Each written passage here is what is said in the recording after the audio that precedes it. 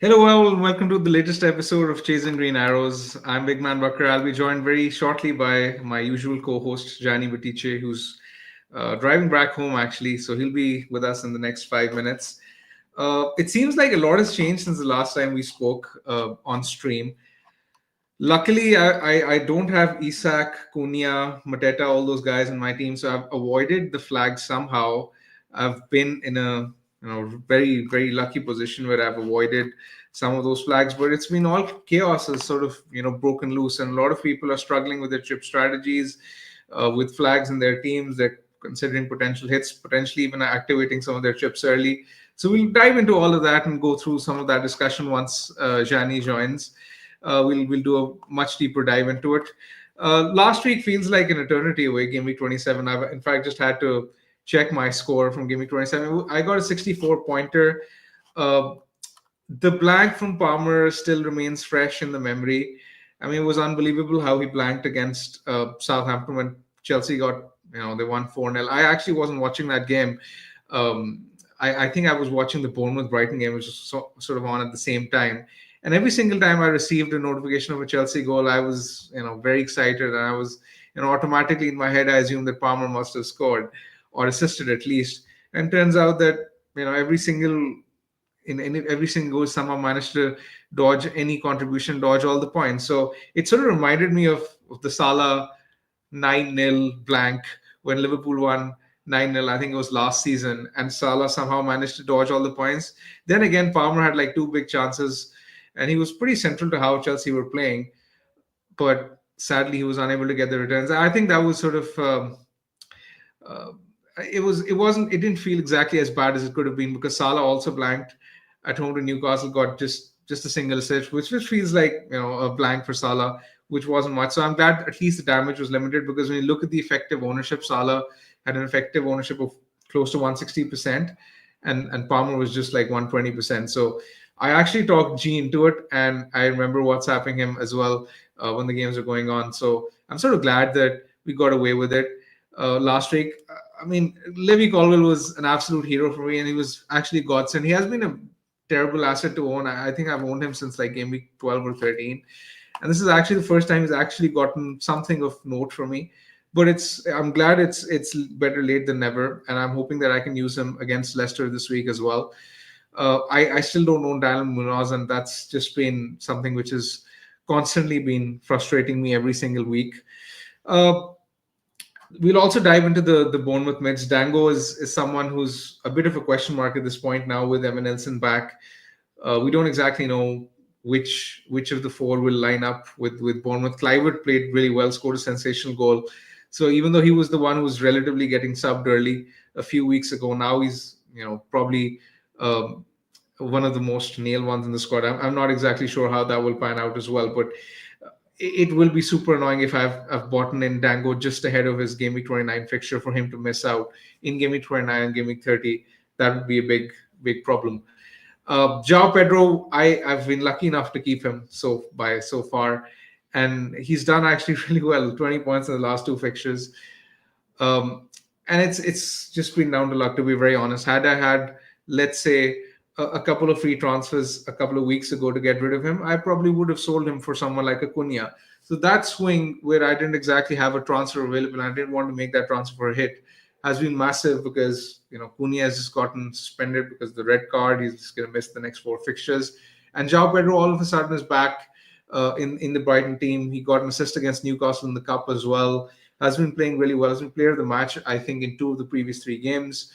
So I think he's all of a sudden back in the picture. Hello, Jani. Welcome on board. I was just talking about some of the chaos that has broken out in FPL in the previous, basically since the last time we chatted. Actually, I mean, all hell is broken loose.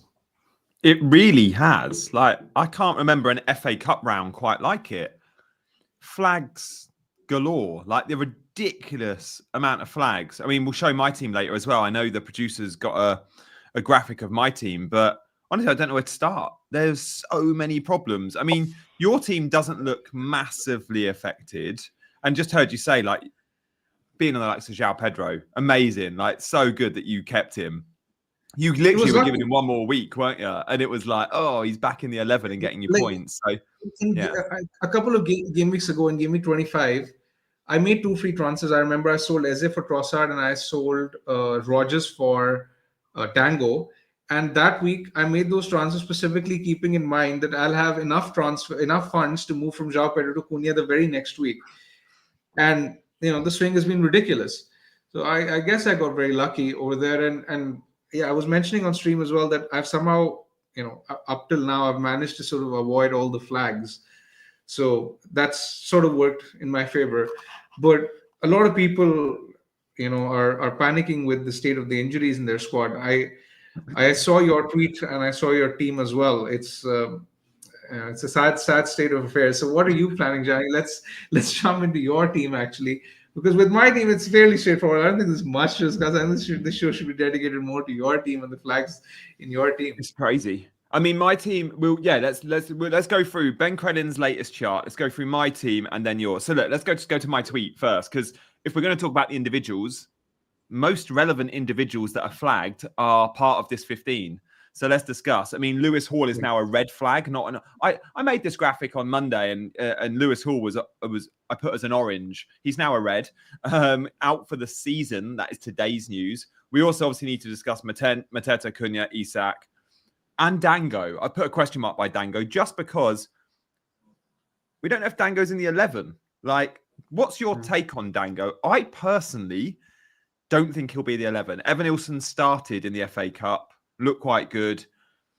I expect if Kluivert's form had dropped off or Semenyo's form wasn't there, Semenyo, Kluivert are now in the 11, clearly. The right-hand side is Brooks or Tavernier. It has to be one of them. I don't think we'll see Dango on the right. And he likes Tavernier when fit. So I think it's going to be Dango benched, first sub. What do you reckon? Do you see a world where Semenyo plays on the right, Kluivert behind the striker, and Dango on the left? That could possibly happen. It has happened this season. It's not beyond the realm of possibility. I got Dango in a couple of weeks ago when, despite the news that Evan Nilsson was back in training, I got him, and I remember discussing this with you on stream, and I think Dean was on as well. And I think all three of us had the unanimous opinion that Dango was in such good form. At that point, he had like 5 goal involvements in his previous 4 fixtures. And there was no way that we would have thought that, he would drop out of the team. Very recently he scored a hat-trick. But this is how FPL works. Things change. Now Kluivert has put in a great performance. Dango's all of a sudden at risk. Evan Nelson is back. He played at the weekend as well.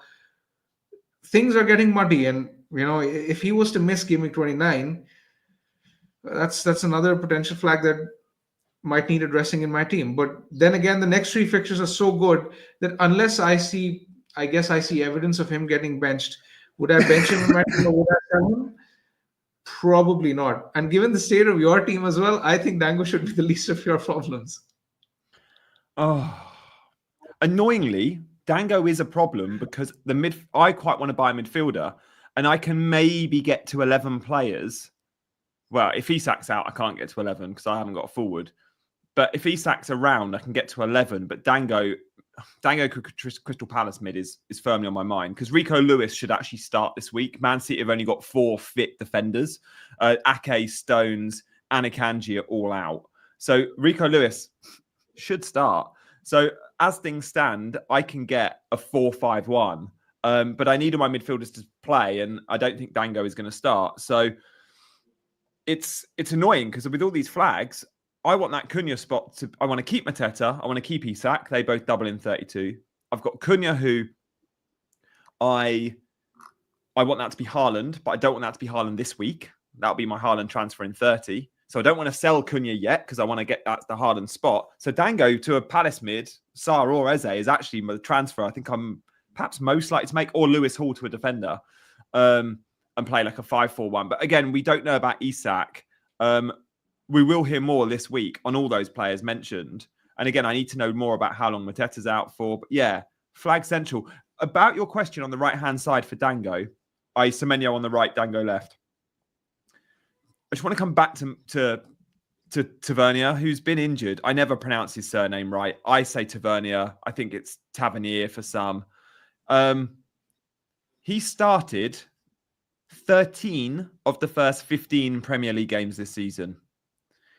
Iraola really likes him. He's then was out injured for like 6-7 weeks, and he's been easing his way back into the 11, and I think played in the last few. He is Bournemouth's first choice on the right-hand side, and in his absence, we saw Brooks. I don't see a world necessarily where we see Semenyo, their greatest attacking threat, quite often moving to his weaker side. He's so dangerous on the left. I personally don't think Dango starts.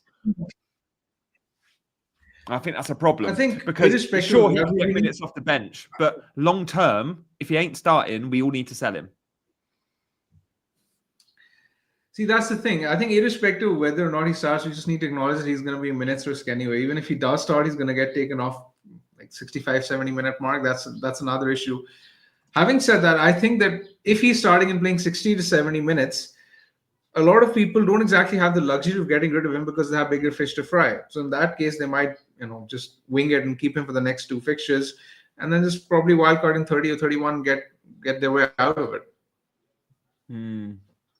By the way, I take it back on Rico Lewis. I mean, I was kind of right. They have only got 4 fit defenders that you'd see starting a Premier League game. But Mateus Nunes, of course, listed as a midfielder, has been playing right back. And that's why Rico Lewis hasn't been in the 11. But we have also seen Akanji right back. We've seen Kushinov right back. With all their defensive injuries, there are now 4 spots for 5 players if you include Mateus Nunes. And it's probably Rico Lewis that does miss out, to be fair. So, yeah, it's a mess. I mean, my let's just conclude on my team and then get to Ben Crellin's spreadsheet and then come to your team, big man. What do you make of my strategy in general? For those that aren't aware, I'm on free hit 29 and I'm committing to that. I've got very few players playing in 29 anyway. I think I'm not 100% on that, but I'm 99% on that. Whilst the Mateta news wasn't good, I've still got Manoz in place. I've still got Palace, of course, with a double in 32. I've still got Isak, who I can hold on to for 32, although the Hall news isn't good. Do you think that's still the right strategy for me? I think it probably needs some sort of reworking, because when you decided on the strategy a couple of weeks ago, had Mateta been fit, had Hall been fit, had Cunha been available, had Dango been playing, your team would have been in a much healthier position. But now this looks like a team which needs a wild card very, very soon. Yeah. So while you can probably get away with free hitting in 29, I think you might need to entertain the possibility of perhaps wildcarding earlier than you might have planned. And if I do that, I'm not free hitting in 29. If I go with a 30 or 31 wildcard, I can't free hit 29, wildcard 31. Like, you either have to commit to the free hit in 29 and the wildcard later, or the wildcard sooner and the free hit later, because you need that second chip for the 34, 33, 34 fixture swings. Exactly. So I think it's a bit of a mess. I mean, I could move Haaland in this week and take a -8 and commit to no free hit 29. I could go Cunha to Haaland. I could go. I've got like 3.5 million in the bank. That's an option. I think you need to decide whether you want to prioritize 1 week or you want to prioritize, a long-term gains in your team. I think I would take a longer-term approach, and at this point, I would possibly look at wildcarding in 30. Maybe just get in a position where I can field 11 somehow this week and in the next. Perhaps take a hit if need be, and then just wildcard your way out of it by game week 30. Because I think the health of this team after game week 29 does not exactly look that great. Yeah, it doesn't. I'd be taking if I free hit 29 and wildcard later, I'll be taking a hit this week and probably a hit in 30. And then my team will look all right, because I'll be effectively selling 4 of those flags. But that's -8. And then again, you were mentioning you were considering Dango out for a Palace mid. Then again, if you're not free hitting in 29, then you need to possibly rule out that possibility as well. So, yeah. I mean, mate, I sympathize with the state of your team, because you're stuck between a rock and a hard place, and it is a very difficult decision at this point, because especially having committed to a free hit already, then to have so many flags in your team is just very unlucky.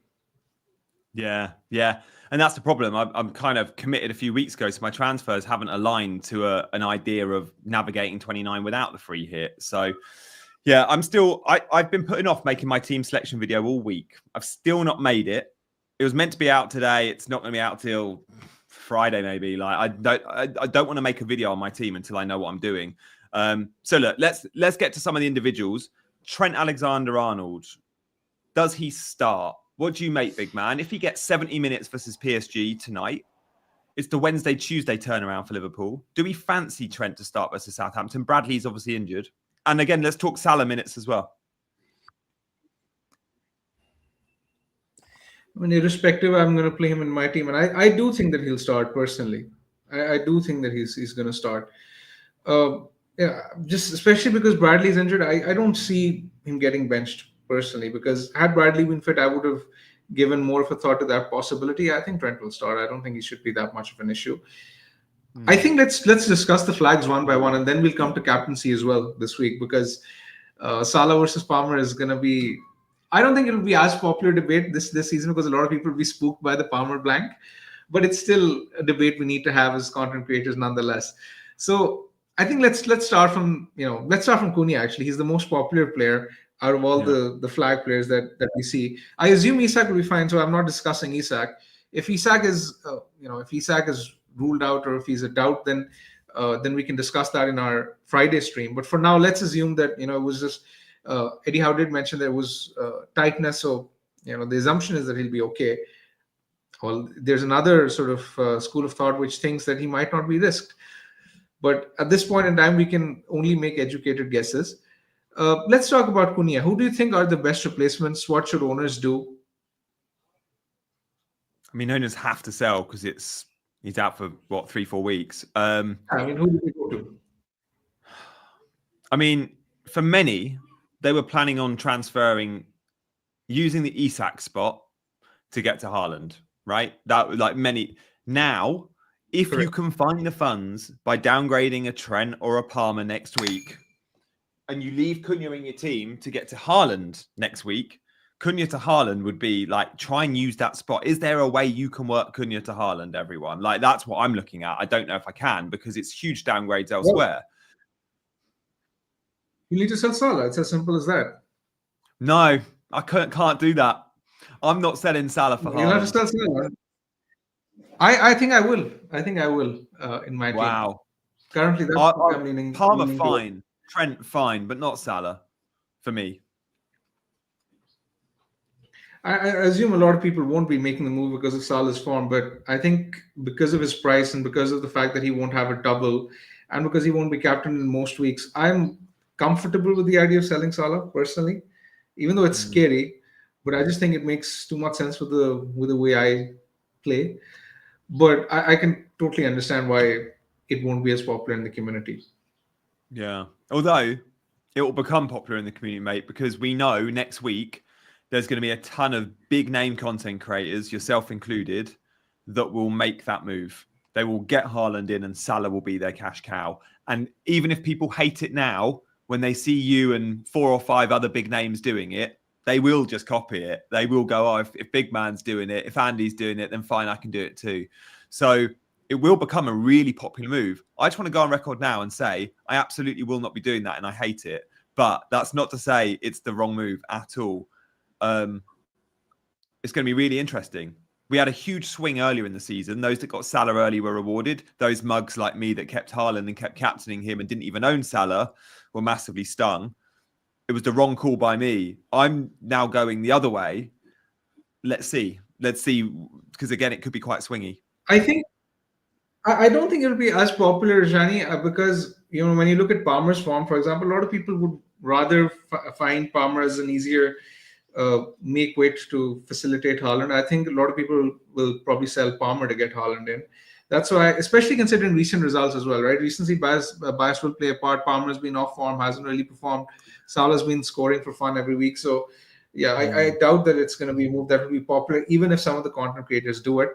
But Palmer's a lot cheaper, and Palmer's going to get a big score versus Leicester, and those two things will matter because you've got to find an extra like 2.5 million if you're selling Palmer, not Salah, and people don't have that. But 2.5. The FOMO is real with Salah. That's just why I don't think a lot of people will do it.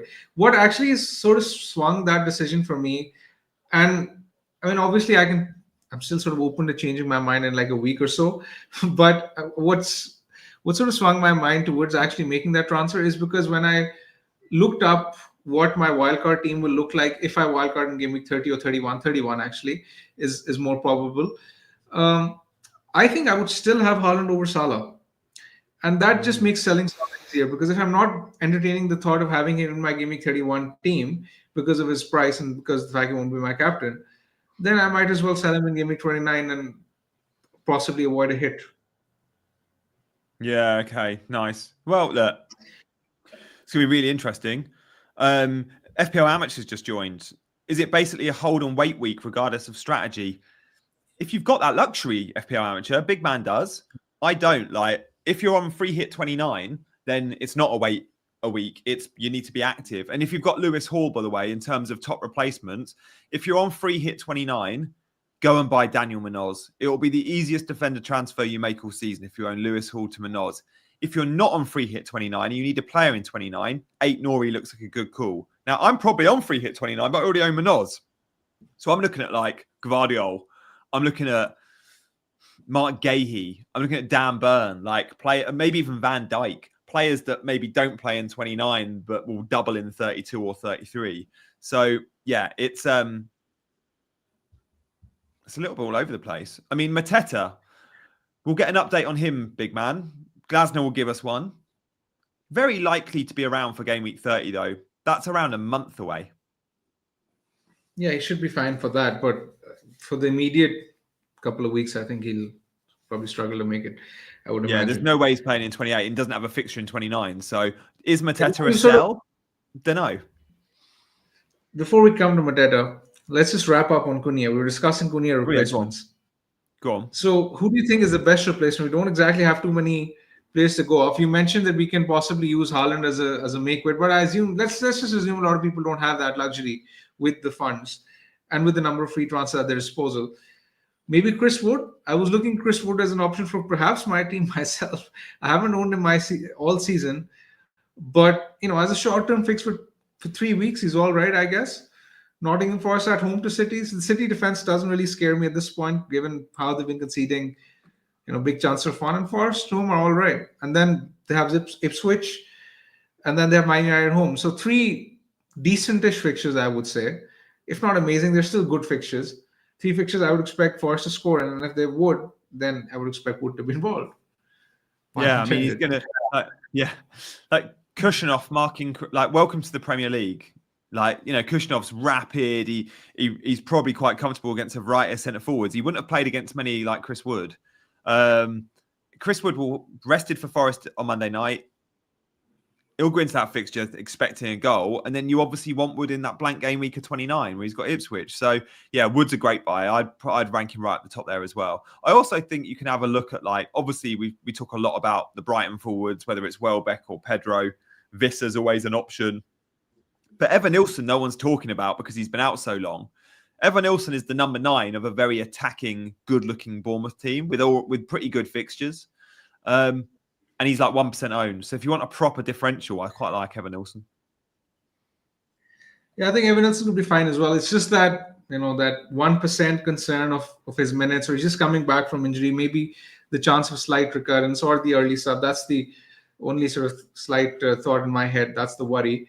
But yeah, I think Wood is the one that stands out. And apart from that, you mentioned the Brighton forwards. I don't think I'd be going anywhere near a Brighton forward at this point. I own João Pedro, and it is a headache just checking Brighton fan predictions and talking to Brighton fans every week as to whether they expect him to start. Danny Welbeck has been in and out of the team. I just think that Brighton forwards are a firm avoid at this point. If you want them, you can probably keep them, but they're definitely not in the buy category at this point. And apart from that, Beto is one maybe. If you don't have the funds for, let's say, a Chris Wood, maybe go for someone like a Beto. I think Beto is fine.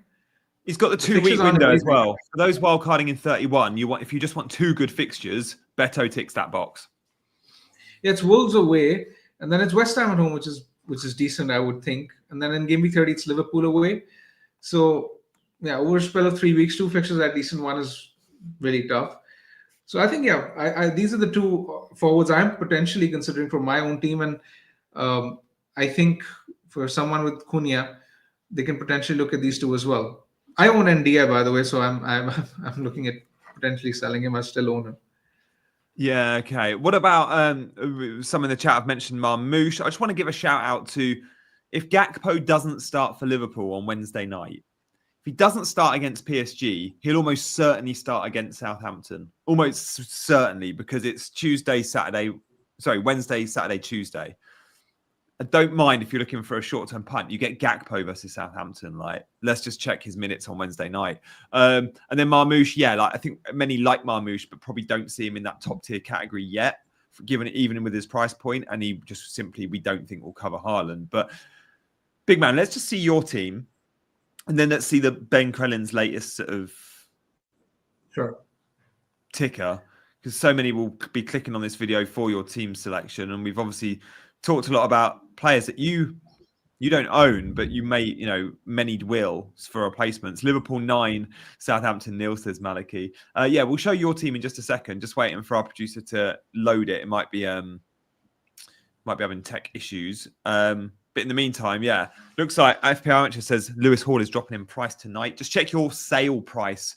Whenever you see a player dropping, don't necessarily think you're losing money on that player. Remember, half the time that drop won't make a difference to your sale price. It depends on the amount you paid for him. I'm just going to check Lewis Hall as we speak to know if I need to make that move tonight or not. So Lewis Hall, I paid 4.4 for. Damn. He's 5 million at the moment. My sale price is currently 4.7. If he drops to 4.9 tonight, my sale price then drops to 4.6. So yeah, I've got to sell him tonight or I'll lose money. Great. Big man, you've done really well for you though. Yeah, I can't complain. Well. Although I should have got the hat-trick of assists the other day. He had one taken off him, didn't he? I got the 2 assists, not the 3. But yeah, he's been brilliant. I have owned Haaland all season, and it's been painful viewing as a non-owner every week. I mean, I was just so glad when Colwell scored. I got some points back. It felt like some sort of redemption. It felt like I mentioned in the previous stream that Colwell seems the kind of player who owes me with some of his points because the counterparts were scoring really well. Anyway, I think my team is about to be brought up on screen. It's Ben Crellin's ticker. Do we need to go through this first, or should we discuss our team, Gianni? I think let's discuss our team. Yeah. So at the moment, your plan. So this is my team. Yeah. Not necessarily. I mean, it's an option that exists. I think there are 3 or 4 options that I'm, sort of torn between. I think I could potentially sell India for Chris Wood. I have funds to make that transfer. Oh. I like that transfer because, then I can potentially bench one of João Pedro or Dango, depending on my assessment of their X-Mens. And it gives me Chris Wood for that Ipswich fixture next week as well, and then the Man United fixture in game week 30. So purely from a 3-game perspective, that is a transfer that sort of makes sense. Alternatively, I can save the transfer. If I think João Pedro isn't starting, I can potentially even sell João Pedro for Wood, but I don't think I will because NDI has a very little chance of returning by 29, so I think NDI is more of a sell. I think the defense is fine. I don't think I'll make a defensive transfer this week. I was considering someone like a Guardiola maybe for City's upcoming fixtures, but given the state of my defense, I think my defense doesn't exactly require a transfer this week. So I think it will be realistically between saving a transfer and buying Chris Wood. And it just depends on my read of Dango and Pedro's minutes. If I think that those guys are starting and getting healthy minutes, then I don't think I would make that transfer. But if I have some doubts over their minutes, then I will probably pull the trigger. I like that move, man. Get Wood in. You got the transfer, you got the money, and yes, it gives you a benching dilemma. But Dango's not. I'd be surprised if Dango starts. And many will say, "Oh, he's so good. Why would you not start him?" But just tell me where he fits in. I can't see Semenyo being put out on his weaker side on the right, and that is the only way I think he fits in. If Kluivert doesn't score that banger last week, there's a chance that Kluivert misses out and Dango starts. But the way Kluivert's playing, and given the fact he scored a screamer, I just can't see it. So I with regret, because he's in my team, unless there's an injury at Bournemouth elsewhere, I cannot see Dango in the 11. But look, let's do a poll. Do you think Dango starts game week 28? Yes or no? Because a lot have him or are interested in that Bournemouth attack. I really hope I'm wrong. I want to see Dango stay number 9, and I want Iraola to say, Evan Nilsson, we've got to still ease you back slowly. But Freddie says he's not convinced Evan Nilsson starts. I don't know. I mean, he's had 3 games back. Game 1, didn't get off the bench. Game 2, very short cameo off the bench. Game 3, I think he got 60 to 70 minutes started in the FA Cup, which was a big game for them. Like that was, Bournemouth have got a chance of winning the FA Cup. That was the first 11. Don't know. Big man, are you kind of 50-50 on this, or do you have a hunch? I am. I am struggling to get a read of his minutes. And then again, I will speak to some of the Bournemouth fans closer to the weekend, get a read of the room, and then potentially come closer to making my decision. A couple of other things I'd like to mention. I think it's relatively close between Palmer and Salah for captaincy. When you look at the number of projected goals for Chelsea and Liverpool's are slightly higher, but there isn't a huge difference between them. I do think that I will captain Salah this week simply because I don't really exactly want to put myself through the same experience that happened last time where, Palmer had blanked and I was faring the worst with Salah. I think I'll just captain Salah against Southampton. I just don't. It's very tough to pick between which team is worse between Southampton and Leicester. Probably Southampton, and Salah's obviously in much better form than Palmer, which is why I think I will probably revert to Salah. But it's not exactly something which is locked. I think it's something which I will consider. Let's say 80-20 on Salah. And then next week is the one where I'll actually make some big moves, and then I'll probably look at bringing in Haaland in. So just for the sake of clarity, I have 2 free transfers, and I'll probably be either saving this week or I'll be using one this week. Irrespective, I'll have 2 free transfers next week, and then I'll probably buy, let's say, Semenyo for Salah and upgrade Watkins to Haaland. I think irrespective of whatever I do this week, next week my transfers are more or less set in stone. Yeah, okay. Yeah, that Haaland move is going to be so popular next week. Not only because he'll be the best captain in a blank game week 29, home to Brighton is fine. It's the fact he plays in game week 30, he plays Leicester. Like, again, you're going to be bringing Haaland in and captaining him twice with a guarantee there. 56% thinks Dango will start. So you're like us, like you're proper on, like, I'm not on the fence. Yeah, it's a bit of a coin flip. Let's just do an early captaincy poll, guys. Salah versus Palmer. I expect the vast majority to go Salah. It's going to be a bloodbath. It's going to be a bloodbath. I think also 75% pretty minimum on Salah. It's not really a debate for me this week. Like usually I would go into this going, can I bet against Salah with a Palmer versus Leicester? But for me, I'm going Salah. I can't see past Salah. The only thing people will hesitate on is his minutes, but it's Salah. He's a minutes monster. He's fine to play 90 in 6 days. Trent is a minutes risk for me. If Bradley was fit, Trent wouldn't be starting against Southampton, but Bradley's not fit. He could play Cunha right back. I don't know. I mean, do you think Salah plays 70, 80, 90 minutes? But we're almost guaranteeing Salah starts, right? Where are you at with 1, Salah's minutes, and 2, Trent starting or not? I think it's very difficult to say. I think it'll be game dependent. I think if Liverpool are up comfortably 4-5-0, then you can even imagine that if that is the case, then Salah would have probably done most of the damage by then. So it works both ways. That yes, he can get subbed early, but if he does get subbed early, then you would assume that he's probably sitting on a very healthy score. Yeah. Guys, we would love you, 39 minutes into the show, we would love you to hit those buttons. It really helps the YouTube algorithm if you hit the like button, which takes half a second. But likewise, there's about 100 of you watching that aren't currently subscribed to Chasing Green Arrows, and we would love you to be. So hit that subscribe button if you fancy. And you can watch us 3 times a week. We do Mondays, Wednesdays, and Fridays. We'll be doing a Friday Q&A stream as always.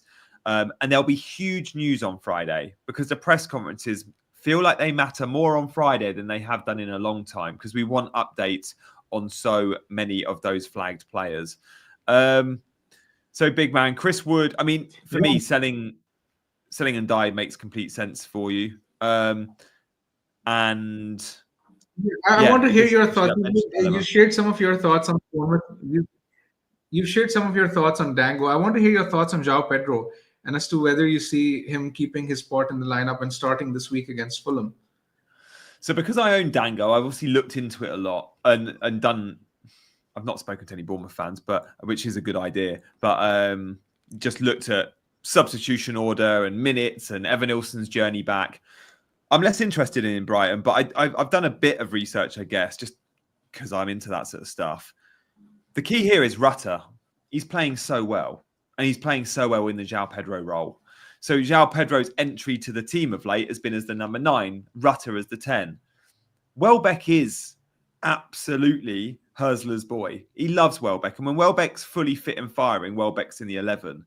I was surprised to see Welbeck benched in the FA Cup at St James's. He obviously comes on and scores the winner.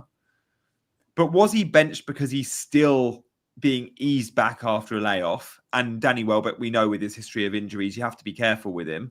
Or was he simply just not first choice because João Pedro's been playing so well? What was really interesting, though, was it wasn't both of them. I think many expected Welbeck to be back fit and João Pedro to be firing. And when those things happen, and they happened a couple of weeks ago, they're both in the 11. One is the 9, one is the 10. But the key has been Rutter. Rutter's been playing in the João Pedro role, and he's been playing really well in that role.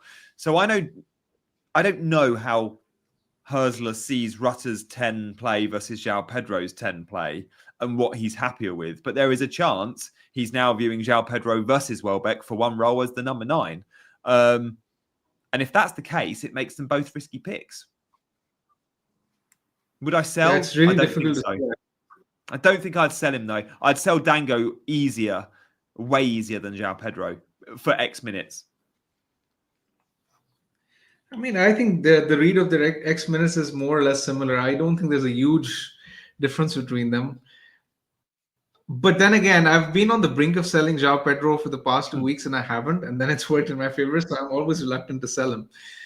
So I'm not sure whether I should be taking that into consideration, but it is what it is. He played 120 minutes in the FA Cup, by the way, João Pedro. So clearly, that sort of works in his favor. There's an injury to Mitoma as well. He could play on the left. So I don't know. Let's see how. Yeah, let's see how Brighton line up this week. I don't think I'll be, selling João Pedro irrespective. If I'm selling forward this week, it will be in DI. If Mitoma is injured and he came off in that game, and he's got like a yellow flag on him. If Mitoma is injured, João Pedro will definitely start because he will either start on the left as the 10 or as the 9. There's 3 routes to the 11 there for João Pedro. And whilst Brighton have a ton of options on the right, the left hand, they are a little bit more limited. Like when you look at Minter, Adingra, like there's so much that they naturally like to play on the right hand side. Mitoma is their out and out. I think he's their only main obvious option on the left. Obviously, you can ask a wide man to play either side, but I'd like to think if Matoma's not in the 11 on the left and Rutter's playing well and Welbeck's fit, João Pedro's on the left. Yeah, and I fancy Brighton. Like Brighton, talking about the team, looking really good at the moment. Like Brighton are looking at the table and going, we there's going to be 5 Champions League slots this year. We might get 5th. And if that's the case, every reason to go full steam into every single game. They don't have the European distraction either. You can say the same for Bournemouth. Very similar with Bournemouth as well. Yeah. Jinx. I was going to mention the with Bournemouth as well. Yeah. There they are. Very They're both flying. For you. And we might get double game weeks for them as well. Anyway, I think we should take questions from our listeners. I think enough about my team. I don't think there's anything more to discuss. I'll discuss my final plans and transfers by Friday. We'll have another stream with Dean and Gianni on Friday. That will be 3 p.m. UK. So make sure to join us. And while you're at it, make sure to like the video and subscribe to the channel as well. So let's take questions from some of our listeners for the last, let's say, 10 to 15 minutes before proceeding. I think, is there anything else you need to discuss, Gianni? I think we've more or less discussed our plans going forward. Just the fact we've got a latest ticker from Ben Krellin's always good to note. So we'll just flash that up for a minute. I mean, this helps you with your chip strategy, but as FPL Amateur said earlier, a ton are going to navigate 29, and then they're going to make a call on chips. We know the doubles of 32 are set, but beyond that, we really don't know much. we know that whoever doubles in 33 will blank in 34. But then we don't know a huge amount about 35, 6, and 7. We still expect 33 to be the bigger double and 34 to be the bigger blank, and then fewer tweaks. But I'm looking at bench boost now, mate. I'm looking at 33, where I was originally going to bench boost. It's very likely whenever I bench boost, it's going to be for 4 single game week players. I'm not going to have that dream scenario of 15 players playing twice. That's just not going to be a thing this year. So my bench boost plan is actually, I can do it any week. It probably might not be 33. It could be 36. It could be 37. Like, who knows? It won't be 38 because I don't like last day of the season for rotation, but there's a chance I bench boost any given week. I mean, I just need to get rid of my flags before I even consider that. But the idea of bench boost 33 and it being like 15 players playing twice, I just don't think is realistic anymore. So that's the big headline. Yeah, so just to briefly touch upon my sort of chip strategy as well, I'll be using the wildcard most probably in 30, 31, depending on the health of my team, probably in 31 so that we get a bit more information on this fixture scheduling. And then probably use a triple captain game week 32 on Isak. You can see those two fixtures, home fixtures for Newcastle, home to Man United, home to Crystal Palace. I believe those should be good fixtures for Isak. And then potentially use the bench boost in 33 and then the free hit in 34. So that's likely to be my strategy, I think. Yeah, looking good. I still don't know if I'm free hitting in 29. The Hall news for me today is another player that works against the free hit 29 strategy. And the Mateta news was obviously part of that. There's a lot to it. So I probably won't commit to a strategy until the press conferences. Because I think the problem that you're facing, Manoz and Isak in place though. Yeah. I've still got those 3 good players that the template don't. They're selling Isak. They don't own Mateta. They don't have Manoz. And those 3 players will double in 32, which makes me want to free hit in 29 and not use a wild card till after that. The problem with the idea of free hitting in 29 with your team is not in isolation linked to game week 29 itself. It's more related to the health of your team because your team needs more of a wild card than a free hit. And because it needs a wild card in 30, 31, despite the fact that you mentioned that you have 3 good players, but the rest of the health of the squad is in poor shape. And because it needs a wild card in 30, 31, that means that you're forced to free hit later and not in 29. That's the problem with free hitting in 29 for your team. Yeah. I'm hoping it looks in slightly better shape come game week 30 because by then I've sold one of the flagged players and the flag has come off Mateta. So straight away I'm 2 players to the good. And I would have taken a 4-point hit in 28 and maybe a 4-point hit in 30 with Haaland in place for Cunha. And straight away I go, actually, it doesn't need much surgery. I mean, I've taken -8, but those 4 transfers mean it doesn't need a wild card. And then I can still have a couple of Palace players for that double, Isak for that double. I might buy a Newcastle player for the double. And then before I know it, I'm actually going, my team's not far off a wildcard team, but I've taken -8 and I'm a free hit down. But then I quite like the strategy of a wildcard in 34. Dead ending in 33 could work for us. But we don't quite know those 33 doubles. I don't think they're going to be as sexy as people hope for, the 33 doubles.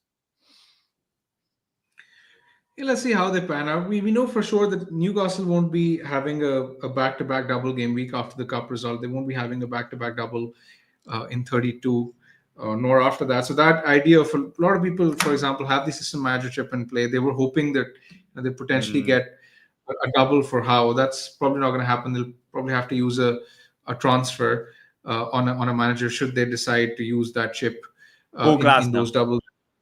Or Glasner, yeah, one of those. Because Glasner doubles in 33 if Palace beat Fulham in the FA Cup.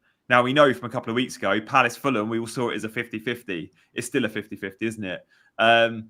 But if Palace do beat Fulham, then Palace get 4 games in 2 weeks. City, Newcastle, Bournemouth, and then I think the extra game there is Arsenal. Do you think they continue with the system managership next season? The response has been mixed, to say the least, and I think they might make some tweaks to it, even if they decide not to remove it next season. That's where I'm at. I can't see the Premier League keeping it exactly how it is because I think it's been too confusing for the masses.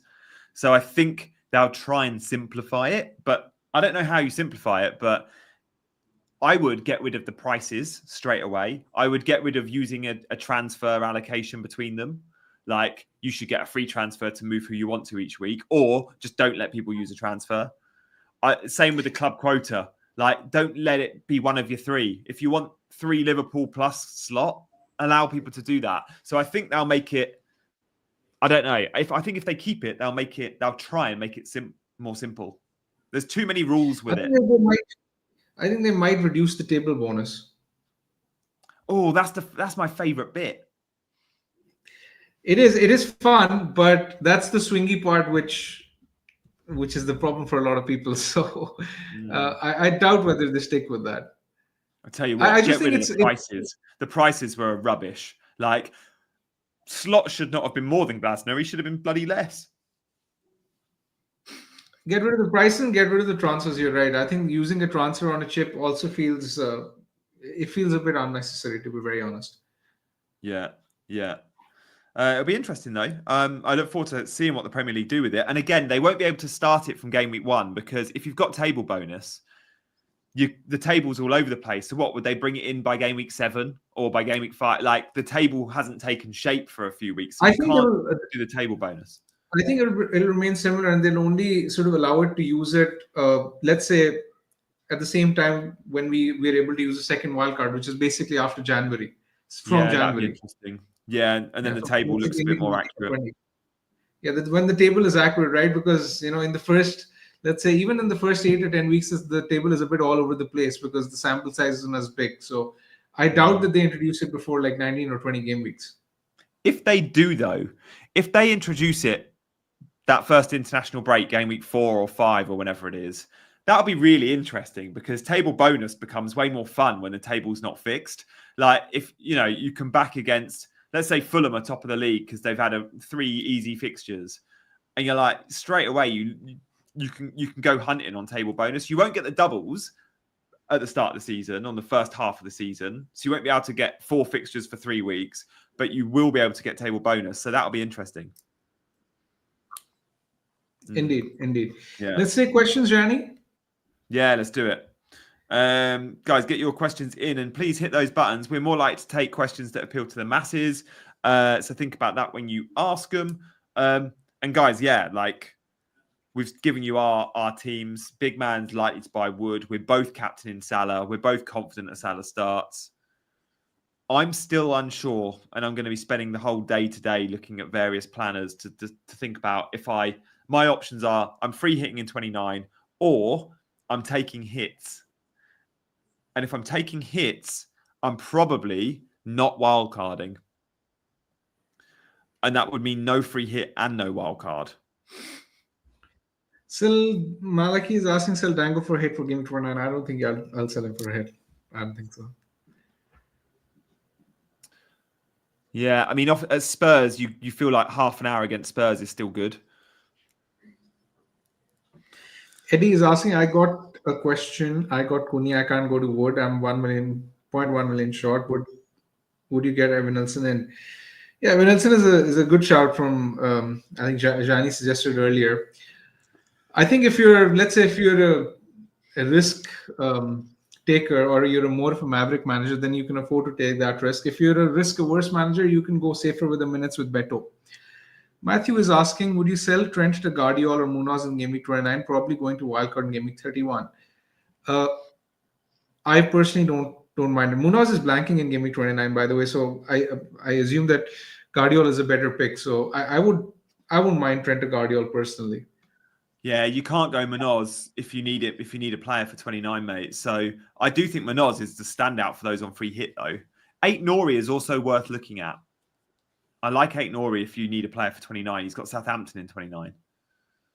Yeah. Andy says, who would definitely be in a sleeper team for the rest of the season? Or Muniz would eat out my 3 after 29. Muniz is really risky at Fulham. Like, there's going to be huge rotation between him and Jimenez. I think he means Munoz, not Muniz. Yeah, but he said front 3. Then yeah, Muniz is too risky for sure. Hasn't been a name I've considered Wait, much, to be honest. what's your read on Mitchell? Because if I'm looking for a Lewis Hall replacement and I want a free hit in 29, I'm looking at Palace could double, right? Palace could double in 32, double in 33. Now, if that's the case, Mitchell is so tempting as someone that's already got Manoz. I don't really want Mark Gahey or Lacroix or Richards, but Chilwell exists, and Chilwell started in the FA Cup. You reckon Chilwell gets the spot? This is the only problem that I was going to come to, because if he's playing as a left wing back, do you want to have a guess at how much XGI he put up in the game against Villa, the one which they won 4-1 last midweek? Want to have a guess at his XGI? He's amazing. He's so good. He's very attacking, yeah, indeed. But Ben Chilwell, if someone of that reputation is joining Crystal Palace, then it's always a risk. And the last thing you want with the number of in your team is, I know, imagine get dropped. It's just too big a risk in your position. I need don't one think more week. I need one more week to get a read on Premier League minutes for Chilwell, and I don't have it because they've got Ipswich here and now. So it's such a punt to go Chilwell. But do Crystal Palace really take Chilwell on loan if he's not going to be in the 11? Like if you're Chilwell, do you go if you're not going to be in the 11? And they're paying his wages, which probably make him the highest paid Crystal Palace player. Like his weight, he'll be on around 100 grand a week. They can't bench a 100 grand a week player, surely. Don't know. Exactly. That's the risk, right? He's not going there to perma sit on the bench. But Mitchell has been performing well, so I would assume it's his spot to lose at the minute. Alfred is asking, hey guys, I don't have a bench. Should I play Isak and hope he starts, or sell Hall to Ait Nouri to cover the bench, though I wanted to roll to be flexible for game 29? I think I would play Isak. I'm more confident than Gianni. I do think that Isak will be fine personally.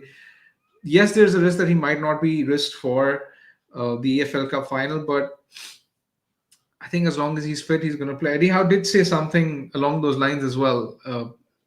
If you want to trust him or not, that's a completely different matter.